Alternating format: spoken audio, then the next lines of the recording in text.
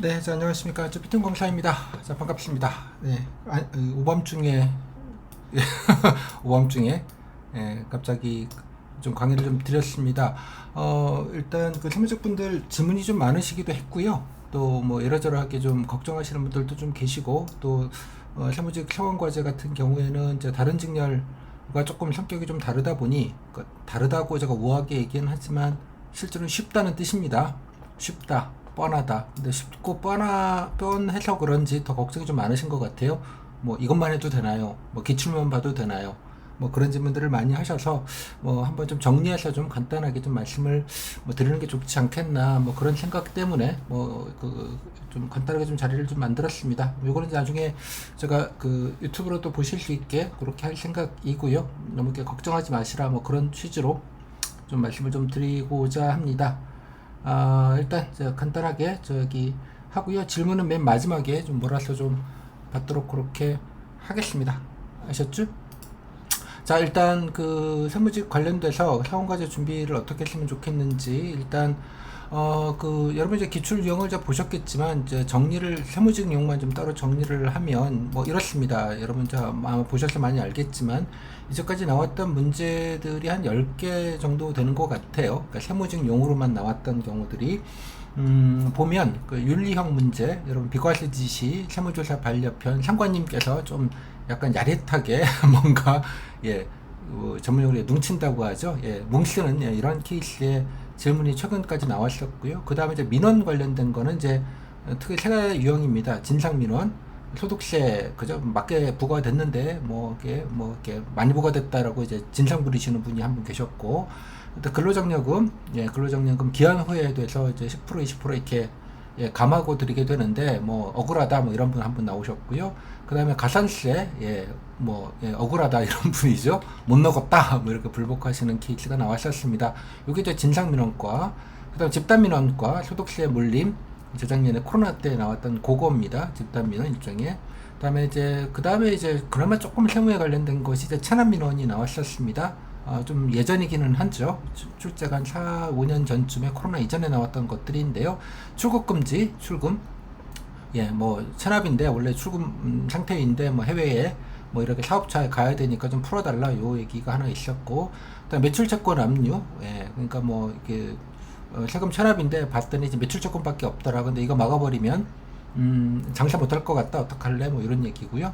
그다음에 바지 사업자, 사업자 신청을 냈는데 이제 아들이 미성년자가 냈는데 아무리 봐도 아버지가 체납이 있어서 봤더니 아마 아버지 사업이 체납으로 사업자를 못 내니 아들 명의로 내는 게 아니라 의혹이 되는 뭐 그런 상황에 관련된 예, 그 민원이 하나 있었습니다. 이렇게 이제 체납과 관련된 문제가 요 정도가 나왔었습니다. 이 중에서 사실 가장 어려웠다, 뭐 낯설다라고 하는 게 이제 아까 마지막에 말씀드렸던 네, 아들 얘기가 나왔던 게 저 그거예요. 거기 그래도 사업자 등록에 관련된 부분이라 뭐 문제 자체는 사실 좀 뻔한 부분인데 예, 형식과 실질에 관련된 좀 대표적인 뭐 다른 직면에서는 되게 흔한 문제이긴 한데 세무직에서는 이렇게 조금 고급진 게 나온 적이 없었고 조금 실무적인 느낌이 좀 나오다 보니 조금 이제 당황하셨던 게 일부 있었지만 뭐 답변이 그렇게 썩 다 좋지는 않았던 기억이 좀 있기는 합니다. 좀 단순한 문제이기는 합니다만 뭐 그런 게 나왔던 바가 있습니다.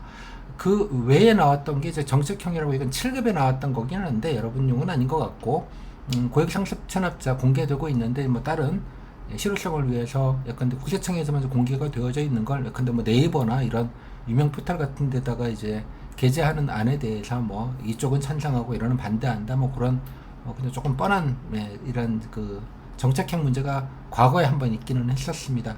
이게 다 털면 이제 요거밖에는 없어요. 요거밖에. 그래서 여러분들이 보시면 알겠지만 그 제가 세무직 문제를 만들면서도 늘 고민이 됐던 거는 그러니까 이런 거밖에 낼 수가 없어요. 사실은.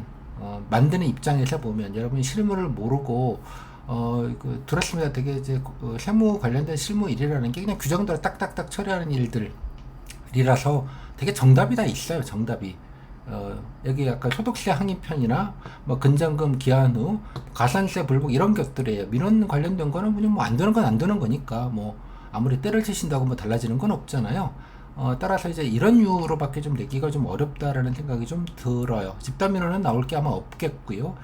그나마 좀 나옴직한 게 이제 찬압 관련된 뭐 약간의 그런 게 있는데 이제 학원가에서 특히 이제 요 체납 관련돼 가지고 이제 뭔가 이렇게 문제를 만들어서 줍니다. 다른 직렬은 그런 게 없는데 유독 그 채무직 분들만 그 현직은 뭐 이렇대 하더라, 뭐 현직이 뭐 어떻대 하더라, 뭐 이런 얘기들을 진짜 많이 하는 직렬이 세무직입니다. 심지어 검찰직도 안 그러고 뭐 고용노동은 더 안 그런데 아마 세무직의 특징인 것처럼 보여요. 그러니까 뭔가 스페셜하다고 생각하시는 것 같아요.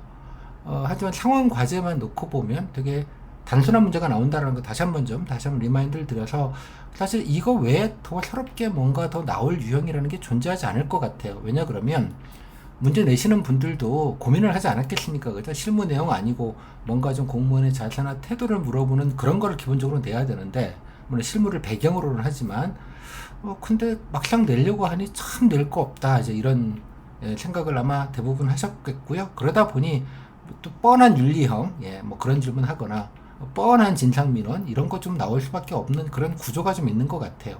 그다음에 체납 관련된 거는 사실 이것도 정답이 딱 빤히 있는 거긴 하거든요.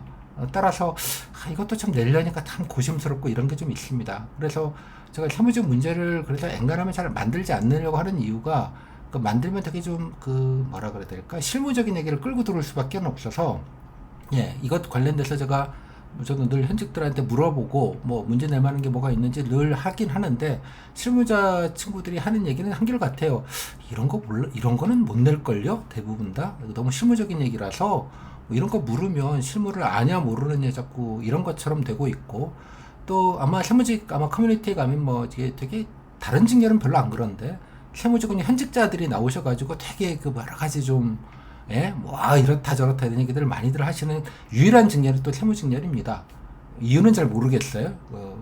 검찰이나 다른 직렬은 안 그러신데 유독 세무직 분들은 공시장 커뮤니티에 현직자들이 들어오셔서 뭔가 이렇게 막 아시는 척을 많이들 하세요. 보니까. 그래서 뭐 그러다 보면 이제 면접 강사 뭣도 모르면서 뭐 아는 척한다 이제 이런 얘기로 이제 귀결이 되게 되죠. 매년 뭐 나오는 얘기이기도 하고 그래서 그냥 저도 그냥 들으면서 그냥 그러려니 하고는 있습니다만 여러분들은 실무를 평가하는 게 아니라 당연하게도 그냥 공무원의 일반적인 자세나 태도에 관련된 거를 상황 과제, 대처나 이런 거를 보려고 하는 것뿐 실무 내용을 평가하는 건 아닙니다. 선생님 이번에 뭐 세무 해결을 다 하기 때문에 원래부터는 뭔가 전문적인 내용 어쩌고 저쩌고 아니 그렇지가 않은 게 7급을 보시면 알아요. 7급도 세무를 따로 보는 경우들이 많았었고요. 참고로 7급은 응시생들의 3분의 2 이상이 세무자 자격증을 따신 분들이세요. 선수들입니다. 쉽게 말하자면 현업에서 일하다 오신 분들도 많으시고 뭐 그렇습니다. 세무 7급 같은 경우에는 그럼 세무 7급은 되게 전문적이고 그런 걸 내느냐? 안 냅니다. 왜냐면 그런 걸 면접 때 하는 게 아니에요. 애시당초가. 요 지점에 대해서 조금 서로 간에 좀 이해가 좀 필요하지 않겠나 이런 생각이 좀 듭니다. 그래서 제가 기출을 가지고 좀 제발 좀 답변 연습을 하시라라고 말씀을 드리는 걸 곡해 하셔서 뭐 기출만 보고 뭐 모의 문제 같은 거는 아예 그냥 건드리지 말고 그런 걸 하지 말라는 얘기냐처럼 이해를 하시더라고요. 많이들. 올해도 뭐 그런 말씀들을 몇 분 하셔가지고 아니 그건 아닌데 자꾸 진위가 자꾸 왜곡되는 느낌이 좀 있어서 좀 말씀을 좀 드리는 것입니다. 또 하나는 말씀드린 대로 다른 직렬에 비해서 세무직은 그래서 상원 과제에 있어서만큼은 부담이 없어요. 사실은 까놓고 말하면. 근데 정책형 문제는 여러분 아예 실습 때도 하지 말라고 제가 말씀을 드릴 거예요. 왜냐면 여러분 안 할 거기 때문에. 하지만 뭐 여러 가지 막 고민도 해야 되고 뭐 오만 질문이 가능하고 그런 게 좀 있습니다. 그거에 비해서 세무직 상원 과제는 그냥 딱 할 것만 하면 즉 기출만 되게 장악하면 기출도 보면 알겠지만 유형이 되게 뻔하잖아요. 버라이티 하지도 않아요. 심지어 요것만 잘 아주 안정감 있게 답변하시면 된다. 그런 면에서는 심플한 겁니다. 참고로 국세청 주관이라고 얘기를 하는데 국세청 주관인 지는 7, 8년 됐어요. 여러분. 국세청 주관인 건 사람이 많이 뽑으니 국세청에서 예산을 내세요 이런 뜻이에요. 아주 쉽게 말씀드리면 그래서 국세청 주관이니까 뭔가 특별한 게 나올 거라는 얘기를 제가 면접학원가에서 7, 8년째 똑같은 얘기를 듣고 있습니다. 하지만 7, 8년째 똑같은 얘기를 물론 면접학원가에서는 했겠지만 7, 8년 동안 나온 게 지금 여러분이 화면에 보시는 뻔한 질문들밖에 안 나왔다는 뜻이에요. 이해하셨습니까? 무슨 말인지? 아니 이게 증거물이잖아. 이 자체가 증거물. 그래서 저도 이제 올해는 뭐 이런 얘기를 아무리 해봐야 뭐 예컨대 뭐 일부 학원가에서 말씀 나오는 얘기랑 또 뭐 현직들이 뭐 카더라는 얘기까지 막 범벅이 돼서 마치 세무직은 뭔가 좀 특별한 것처럼 뭐 이렇게 되는 오해들이 되게 많으신 걸로 생각이 좀 들어서 이 부분은 조금 교정이 필요하다 이런 생각이 좀 듭니다. 자, 요거 정도까지 해서 제가 취재는 다시 한번 제가 늘 말씀드렸던 얘기를 좀 정리해서 말씀을 좀 일단 드리고요. 그 다음에는 일단은 제가 설명을 이걸 하는 게 적절한지는 제가 잘 모르겠는데 일단 좀 하자고 생각을 했습니다. 왜냐 그러면 이런 거를 제가 한 4, 5년 동안 매년 보다 보니 이거는 어떻게든 조금 이런 게 아니다라는 것들은 좀 공개적으로 좀 알려야 될 필요가 있겠다는 생각이 좀 들어서 그래서 이제 학원가에 돌아다니는 몇 가지 문제들을 가지고 제가 좀 설명을 좀 드리도록 하겠습니다. 설명을. 오해 없으셨으면 좋겠다고 생각이 드는 게요. 이제 어디에서 만드신 문제인지 제가 잘 모르겠지만, 적어도, 수강생이나 이렇게 등등등 떠다니면서 저까지 온 문제이고요. 이런 문제를 스터디에서 풀고 계시다는 사실을 제가 전해 듣고, 이런 거는 조금 아닌 것 같은데라는 우려 때문에 좀 드리는 말입니다. 문제가 잘못한 거는 없어요. 다만 이게, 실제로 여러분들이 면접 준비용으로 과연 실효성이 있는 문제인가에 관련된 부분입니다. 오해 없으셨으면 좋겠고요. 간단하게만 좀 말씀을 좀 드리도록 하겠습니다. 이거 자세하게 제가 설명드리지는 않겠고요. 실제 실무에서는 어떻게 하는지에 관련된 부분들을 좀 말씀을 좀 드려야 될 것 같아요. 왜냐하면 여러분들이 실무 이런 거 좋아하시거든요. 마치 그걸 알아야 되는 것처럼 착각들을 하시게 되고 그렇기 때문에 이 부분에 대해서는 좀 명쾌하게 좀 정리가 필요할 것 같아서 좀 말씀을 드립니다. 참고로 이거에 관련돼서는 연인은 일단 2분 이상 1년차, 2년차와 7년차 동시에 컨펌을 받고 실무적인 얘기를 어떻게 하는지를 확인을 받은 내용입니다. 확인을 받은 내용이고요. 지금 들어와 계신 분들 중에 그 실무자 현직분도 들어와 계십니다. 줌에. 저보고 좀 검증을 좀 하라고 좀 말씀을 해드렸기 때문에 그렇습니다. 그리고 제가 보여드린 얘기는 제가 가공하지 않고 카톡이나 통화했던 내용들을 요약한 내용을 그냥 그대로 그냥 전달하는 방식으로 가겠습니다. 첫 번째 문제입니다. 자, 문제 설명을 제가 드리지는 않겠고요. 민원 관련된 문제입니다. 민원 문제는 나온적하다고 저도 생각을 합니다. 근데 이제 이 문제 같은 경우에는 일단 무슨 민원인지 없는 게 문제가 되게 좋은 문제입니다. 제가 문제가 나쁘다고 하는 게 아니고요. 잘 만들고 고생하셨습니다. 그런 걸 말씀드리는 게 아니라 제 수강생분들께서 이런 문제를 굳이 할 필요가 있겠는가에 관련된 말씀을 좀 드리고 싶은 거고, 실제 현업에서는 어떤지를 그냥 여러분이 좋아하시는 현업 얘기를 좀 드리려고 하는 것 뿐입니다.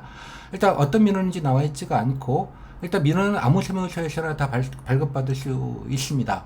관내 세무서까지 안 가셔도 된다는 뜻입니다. 그리고 홈택스로 모든 민원인 서류가 거의 다 발급이 가능합니다. 만약에 노인분이 오셔서 마감 시간에 오셨다 그러면 폰에다가 홈택스 여시라 그래서 홈택스를 깔아드리고 요거 누르시고 하시면 바로 발급 받으실 수 있다고, 본인 거를 바로 그 자리에서 뽑게 해드릴 수 있습니다. 됐죠? 이런 걸 가지고 어쩌고 저쩌고 얘기하는 거는 조금 가성비가 안 나오는 얘기라고 생각이 듭니다. 두 번째 문제. 자, 이 문제입니다. 납부 연장에 관련된 얘기입니다. 납부 기한 연장. 이건 진짜로 실무적인 얘기라서 일단 결론은 제가 맨 밑에 적어놨습니다. 결론은 납부 기한 연장 시작하면 1,500이 없으면 무조건 다 승인을 해준다고 합니다. 다 해주냐? 다 해준답니다. 언제부터? 코로나 이후부터 이렇게 기조가 이렇게 돼 있기 때문에 해준다고 합니다. 최장 9개월까지 연장이 가능하고요. 처음에 9개월짜리 안 해주고 그냥 6개월짜리로 그냥 일반적으로 해준다고 합니다. 따라서 다른 내용을 볼 필요조차 존재하지 않는다고 합니다. 실무에서는 다른 내용 볼 것도 없이 그냥 1,500 없으면 연장하면 바로 해준다고 해요. 이거 이제 아마 영세상인들 보호 내지는 자영업자분 도와주는 차원에서 이런 정책이 코로나 이후부터 잡혀 있다고 합니다. 단 1,500 있으면 안 된다고 합니다. 봐주고 자주고 하는 게 없고 이거는 원칙 부분이기 때문에 1,500 있으면 안 된다고 하고요. 그래서 1,500 있으면 1,500 일부라도 납부를 하시고, 일부는 보통 3분의 1 정도를 통상적으로 한다고 합니다. 납부하신 다음에 그 다음에 이제 연장을 하거나 이거는 그 다음에 고려를 한다고 하는데, 일단 1,500 있으면 무조건 안 되는 걸로 안다. 그 외에 다른 거는 따져볼 게 없다고 하십니다. 다음 문제입니다. 다음 문제. 이 문제입니다. 이거는 상식적으로 너무 상식적인 얘기라서 다른 사람의 체납 국세 정보 얼마를 냈고 얼마가 체납되어 있는지 일단 얘기는 아들이든 며느리든 당연히 안 되는 거는 너무나 당연한 일이어서 이런 게 상황 과제로 할 필요가 있겠는가 이런 얘기를 합니다. 다만 여기 나와 있다시피 당사자가 이제 고령자이거나 장애인인 경우에는 위임장을 가지고 오면 위임장을 한 해에서만 발급해 줄 수 있고요. 그 외에는 가족관에서 알려줄 수가 없다. 만약에 이런 경우들이 뭐 실무에서는 자기는 본 적은 없다고 해요. 이런 경우를 본 적은 없는데 만약에 있다면 법원에 가셔서 소송 제기하시고 법원 판결문 들고 오시면 그때서야 그 판결문에 의거해서 가능하다 정도로 안내할 수 있다고 합니다. 따라서 이 문제도 성폭력 문제로 그렇게 적절한 문제 같지는 않아 보입니다. 뭐 취지는 알겠는데요.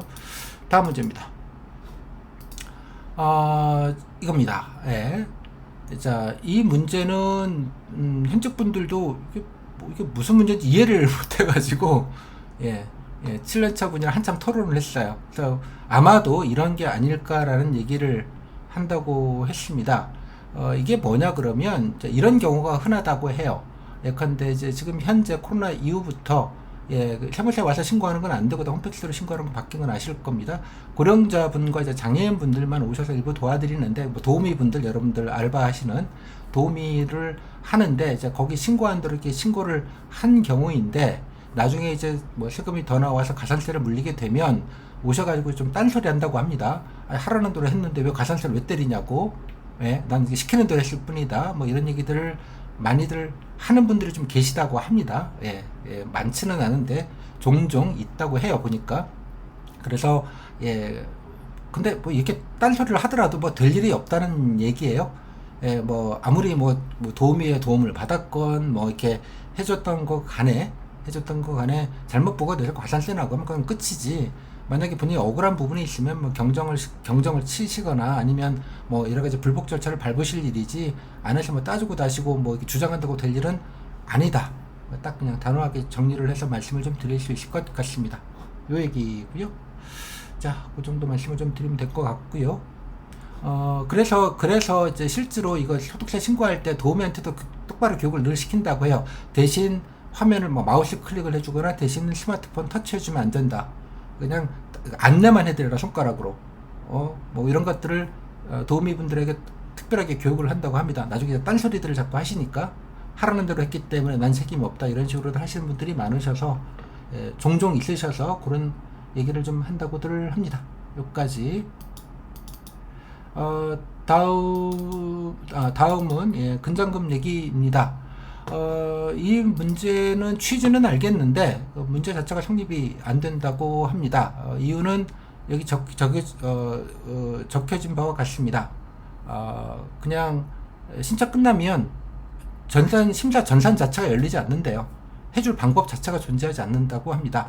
뭐 지난 거 땡이기 때문에 어쩔 수 없다 이런 말씀을 하시더라고요. 뭐 요 멘트들은 제가 카톡으로 오간 멘트들을 그대로 긁어가지고 제가 복붙한 내용입니다. 그래서 뭐 제가 뭐 실무를 해본 사람이 아니기 때문에 뭐 주변에 현직들 계시면 뭐 궁금하시면 좀 물어보시면 될 것 같아요. 그래서 글쎄 문제용 뭐 그냥 문제용 현실과 상관없는 문제용 문제로는 뭐 여러 가지 뭐 이게 다음에 받으실 수 있도록 안내를 드린다 뭐 이런 얘기를 할 수는 있겠으나 실무적으로는 그렇게 썩 좀 좋은 문제 같지는 않아 보입니다. 여기까지. 자, 다음 이겁니다. 다음에 어떻게 할 것이냐 입니다. 이 문제 같은 경우 요거는 좀 설명이 좀 길어서 제가 따로 페이지를 넣었습니다. 그죠? 뭐 나와 있지만 불복 뭐 어쩌고 이제 계시지만 이렇게 좀 안내를 해 드린다 정도로 정리해서 좀 말씀을 좀 드릴 것 같아요. 뭐 안 되면 이제 불복 절차를 해야 되는 것이고요. 또 업무를 줄이거나 이런 것들도 이 부분은 불가능하다. 뭐 이유들은 제가 뭐 여러 가지 말씀을 드려서 그대로 옮겨 적기는 했는데 뭐 결론적으로 이 문제 역시도 성명으로 내기에는 조금 적절하지 않은 문제인 걸로 보입니다. 뭐 이번 제도 개선은 제가 강의 때도 드렸지만 이번엔 뭐 이런 분들도 한 번만 본인 동의 신고를 하면 다음부터 근저금 받으실 때는 추가적으로 뭐 이런 거 안 하셔도 되도록 제도 개선이 됐지 않습니까? 올해부터 뭐 그런 얘기를 뭐 껴서 물어볼 수는 있을 것 같은데 실무적으로는 뭐 해줄 게 없기 때문에 뭐 성명 문제로 내는 게 적절한지 뭐 그런 얘기를 하시더라고요. 관련된 내용은 이제 증거 삼아서 그냥 그대로 말씀을 좀 드리도록 그렇게 하겠습니다. 됐죠? 뭐 이 정도만 설명을 드릴게요. 제가 문제를 뭐 설명드릴 필요는 없으니까요. 자, 결론입니다. 일단 그래서 그 시중에 있는 문제들이 여러분들이 글쎄요, 뭐 문제 취지는 뭐 잘 만든 문제입니다. 좋은 문제고 아름다운 문제인데요. 다만 제가 관심 있는 건 이게 상황력 문제로 적절한가, 그리고 물을만한가, 그리고 여러분들 시간을 들여서 하실만한가에 관련된 부분이고요. 이거는 뭐 서로의 생각이 다를 수 있는 부분이 있다고 생각을 하지만, 저 개인적으로 이제까지 기출을 봤을 때 조금 가능성이 많이 낮지 않는가, 조금 너무 실무적인 얘기거나 현실에 맞지 않거나 뭐 그런 얘기들이 좀 많아서 그 부분에 대해서는 조금 말씀을 좀 드릴 필요가 있는 것 같습니다. 그래서 제가 이제 서로 제가 이렇게 안 된다 이런 얘기만 드리기보다는 그냥 제가 그냥 가능성은 적지만 문제를 좀 만들어 드리자고 생각을 해서 제가 이제 카페에 올려놨고요. 여러분 기출 문제를 제가 쭉 이렇게 깔아서 좀 넣어놨고, 이거라도 좀 연습을 좀 하시라고. 이거라도가 아니고 이게 좋은 거죠. 8년 동안 이런 거를 안 냈으면 이유가 있지 않겠습니까? 저는 실무적인 문제를 안 냈을 때는 뭐 국세청 담당 분들이 게으르시거나 뭐 이런 걸 낼 줄 몰라서 안 낸 건 아니지 않겠습니까? 그죠? 뭐 하여간 그럼에도 불구하고 제가 모의 문제를 몇 개를 좀 만들어서 아까 단톡방에도 몇 개 좀 올려드렸습니다. 그거는 내일 따로 별도의 시간에 좀 말씀을 좀 드리도록 하겠고요. 그래서 민원서류 발급 같은 경우에도 조금 더 현실에 좀 근사하게 좀 만들려고 해서 만들었고요. 민원서류 발급, 다음에 과소신고 문제, 그것도 좀 새롭게 조금 정리를 해서 그냥 만들어 드렸습니다. 이것도 뭐 나올 가능성은 별로 없다고 생각을 하고요. 그 다음에 저도 나옴직한 게 뭐가 있는지 늘 찾는데요. 조금 맞득치는 않습니다만, 현황신고 관련된 부분들은 매년 하는 것들이라, 이것도 약간 실무적인 얘기긴 합니다. 살짝 마찬가지로 실무적인 얘기를 안 할 수는 또 없어서 중요하진 않은데, 실무적인 얘기가 중요하지 않은 어떤 대상을 고른다고 이 문제를 하나 만들어서 일단 내일 같이 좀 설명을 좀 드리려고 하고요. 그 다음에 사업자 등록 관련된 부분입니다. 이건 기출에 좀 있는 걸 약간 좀 변형한 방식으로 해서 해적자분에게 감수를 받아서 일단 설명을 좀 다시 드리도록 하겠습니다. 다음에 이제 통장압류 해제 관련된 부분입니다. 이거는 사실 실무적으로는 의미 없는 질문이긴 합니다. 이건 예전에 단톡방에서 제가 설명을 드린 바가 있습니다. 실무자분들이 어떻게 이걸 얘기하시는지 관련된 부분들은. 다만 약간 가정이기는 하나, 그래도 약간 애티튜드나 이런 적극성 이런 것들을 실무하고는 상관이 없이 좀 물어볼 수 있는 그 정도의 느낌으로 그냥 한번 만들어 본 문제입니다. 마지막 문제, 미락국세 열람입니다. 이거는 요즘 전세사기 문제가 좀 있어서 이렇게 시의적인 걸 엮어서 세무직에서 상환과제를 낸 적은 없습니다. 여러분 잘 아시다시피. 그래도 그냥 관련된 제도 개선된 게 조금 있기에 그거에 대해서 조금 아는지도 좀 물어볼 겸 해서 그냥 껴가지고 말씀을 드렸습니다. 이건 답은 딱 여러분들 보시면 알겠지만 정해져 있지만 또 제도 개선, 이런 거 제도 개선이라는 건 여러분들이 하는 게 아니고요, 의원님들이 하셔야 될 일입니다. 그래서 여러분한테 묻는 게 적절치는 않은데 껴가지고 그냥 한번 좀 내용이나 이런 제도들 좀 알아보셨으면 좋겠다 이런 생각이 좀 들어서, 그래서 좀 안내를 드린 그런 문제입니다. 이 정도가 제가 지금 만든 문제이고요. 더 추가적으로 만들어 드릴 수 있는 문제가 있을지는 제가 잘 모르겠습니다. 이 정도로 좀 설명을 좀 드리고요. 다시 돌아와서, 그래서 제가 우선순위를 정리해서 좀 말씀을 드리면, 일단 첫 번째 기출 문제입니다. 기출 문제를 가지고 좀 하십시오. 문제 되게 뻔하죠? 네, 맞습니다. 뻔합니다. 세무직은 그게 뻔한 게 나왔다니까요. 왜 뻔한 게 나오지 않는다고 생각을 하십니까? 아까 말씀드린 대로 이런 거밖에 내지 못하는 실무적인 사정이 있다라고 저는 생각이 좀 들어요. 디테일하게 실무적인 내용을 묻기가 쉽지 않고 그렇기 때문에 그렇습니다. 다만 이제 여러분들이 답지는 뻔할 수 있지만 답변 연습을 좀 하시면 좋겠어요. 깔끔하게 정리해서 답변 연습하시는 건 좀 다른 얘기거든요. 자꾸 내용만 갖지 마시고, 제가 상황과제 때 실습 때 늘 말씀을 드리죠. 질문제 지문의 절반 이상이다, 이런 말씀을 제가 늘 드립니다. 그죠? 사무직도 마찬가지입니다. 이 문제에 관련된 질문, 어떻게 할래요? 어떤 문제점이 있나요? 예상되는 그건 어떻게 좀 하면 좋을까요? 요 정도의 질문 한 두세 개를 제외하고 대부분 서너 개의 질문들은 상관이 반대하면, 아니면 계속 뗐으면, 이런 류의 질문들을 좀 합니다. 물론 경우에 따라서 관련된 국세 관련된 규정을 물어보기도 합니다. 간혹 있을 수 있습니다. 그런 거 사실 물어보면 안 되는 건데, 실무적인 지식을 그런 약간 국기법이나 국증법의 일부 내용들을 초보적인 질문들은 충분히 할 수 있습니다. 그런 것까지 포함돼서 답변을 좀 연습을 좀 하시라, 이런 말씀 다시 한번 드리겠고요. 그게 1순위라고 생각을 합니다. 그러니까 몇 개 안 되기도 하고요. 유형으로 따지면 다 뻔한 느낌이 많으시잖아요. 그 뻔한 거를 하는 겁니다. 그래서 일단은 그걸 먼저 좀 하셨으면 좋겠다, 다시 한번 좀 말씀을 드리겠고요. 1순위는 제가 드리는 모의 문제로 역시 마찬가지 답변, 질문들이 좀 다 빤합니다. 답변 연습을 조금 좀 하시는 게 좋겠다 이런 말씀을 드립니다. 모임 문제도 제가 질문 평가지를 뭐 비슷하게 만들어서 조만간에 카페 같이 드릴 테니까 그거 가지고 말하는 연습, 그러니까 내용은 다 빤한데 좀 깔끔하게 말하는 연습을 좀 하시는 게 좋겠다 그 정도 생각이 좀 듭니다. 뭐 그것도 좀 하셨다 그래서 3순위 이거는 이제 타 직렬의 민원형 조직형 문제는 좀 보시면 좋겠다는 말씀을 드렸는데 이거야말로 옵션이라고 생각을 합니다. 세무지고 너무 단순하게 나오기 때문에 다른 직렬의 이제 민원형 문제도 여러분에게는 조금 까다로운 문제일 수 있거든요. 쉬운 문제. 왜냐면 그 세무직 문제가 단순해서 그렇습니다. 여러분들이 뭐 단순해서가 아니라 문제 자체가 단순한 것밖에 낼 수가 없는 상황과 정황과 사정이 있기 때문에 그런 거니까 타직렬의 민원형이나 조직형 문제 제가 워크북으로 실습하는 내용은 좀 일부만 한번 좀 그런 게 있다 그냥 설명 정도 듣고 뭐 줌 같은 거 좀 한두 개 좀 보시면서 혹여나 좀 기존의 유형과 조금 다른 게 혹시 나올 수 있지 않을까라는 막연한 그런 걱정과 뭐 불안이 좀 있으시면 요 정도 좀 참고하시는 정도로 좀 하시면 좋겠다 그런 생각이 듭니다. 따라서 세무직 분들은 상황 과제는 뭐 너무 이렇게 힘쓰실 거 별로 없고요. 딱 정리가 되고 이것만 정리가 되시면 되고 그 다음에 더 가장 신경 쓸 건 이제 경험 과제가 이제 5분 발표겠죠. 상대적으로 이제 5분 발표 같은 거나 이제 그 경험 과제는 사실은 여러분들 뭐 제가 늘 강의 때도 말씀을 드렸지만 뭐 실무 경험이 일부 있으신 분들 제외하고는 다 비슷하거든요. 커리어라는 게 뭐 경제학과 나왔을 때부터 뭐 그런 거 아니시면 그냥 뭐 유관되는 아니면 상관없는 전공에다가 뭐 비슷하게 알바했고 뭐 홈택스 써봤어요. 뭐 집에서 좀 도와드렸어요. 다 그런 얘기 쓰시는 거거든요. 뭐 제가 비육한데 다 멸치밖에 없다. 뭐 세무사 사무실에서 뭐 1, 2년 근무했다 이런 정도 되면 세우급 정도가 계실 분, 몇 분, 한 5% 이내.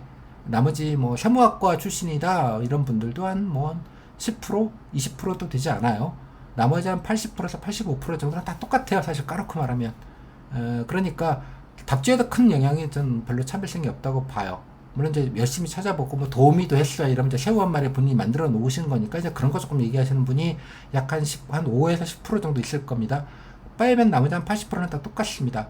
중요한 건 답지는 뻔한데 답변입니다. 답변에서도 질문들이 있습니다. 그죠? 제가 늘 말씀드렸죠. 질문에다가 조금 더 좀 단단하게 좀 답변을 하실 수 있게 좀 하자는 게 중요하다. 이런 말씀 드리겠고요. 또 5분 스피치입니다. 5분 발표. 5분 발표도 이제 말씀드린 말재료 중에 1순위는 본인 얘기가 일단 1순위이고요. 그 다음에 이제 뭐 국세청의 여러 가지 정책이나 사업이나 아니면 우수 사례 뭐 또 특히 뭐 국세청의 우수 사례라는 게 세금 잘 걷고 다 걷어내는 거 아니겠습니까? 그죠? 탈세 잡아내고 그런 사례들의 어떤 디테일들.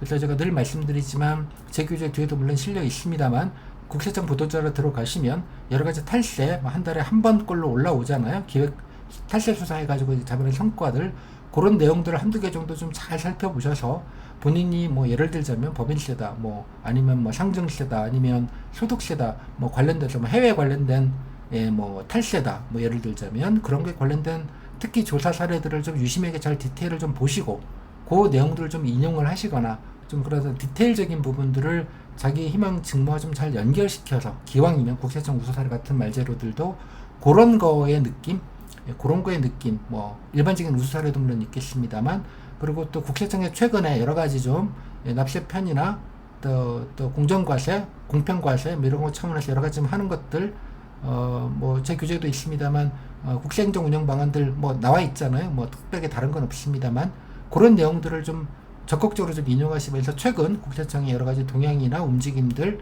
또 여러 가지 또 주목하고 있는 거나 관심 있는 부분들을 잘 이해하고 있다. 이런 얘기를 조금 더 강조하시는 게 되게 좀 좋은 포인트가 아닌가라고 생각이 듭니다. 뭐 그런 면에서 약간의 좀 차별성이 있기 때문에 그런 데 조금 더 집중하시면 좋겠다. 그래서 상황형은 너무 스트레스 받지 마셔라. 결론은 별거 없다고 생각하시는데 뭔가 있을 것 같은 생각들 때문에 되려 되게 질문들도 많고 걱정이 드시기 때문에 오늘 자리는 그렇지 않다 라고 말씀을 드리고 그렇지 않은 이유는 말씀드린 대로 지난 8년간의 6년간 뭐 8년은 좀 그렇고요. 한 6년 정도의 기출 문제가 증거하고 있습니다. 뭐 일부 학원가에서는 뭐 이런 것도 알아야 된다 그래서 요란을 떨었지만 맞춤 문제 없습니다. 그런 거 나온 적도 없었고요. 따라서 그런 거를 그냥 참고만 하시고 말씀드린 대로 기출 위주로 좀 하시고 뭐 그럼에도 불구하고 조금 실무적이거나 좀 모의 문제를 좀 해보고 싶다 그러시면 제가 드린 문제 정도만 좀 참고로 좀 해보시는 정도 뭐 스터디 같은 연습해 보시는 정도로까지만 좀 가시고 준비하시면 좋겠다. 그 정도로 좀 정리해서 말씀을 좀 드리도록 하겠습니다. 예정된 시간이 30분이었는데요. 지금 현재 딱 29분 됐습니다. 여기까지 오늘 말씀은 다 드린 것 같습니다. 자, 이 정도로 해서 오늘 번개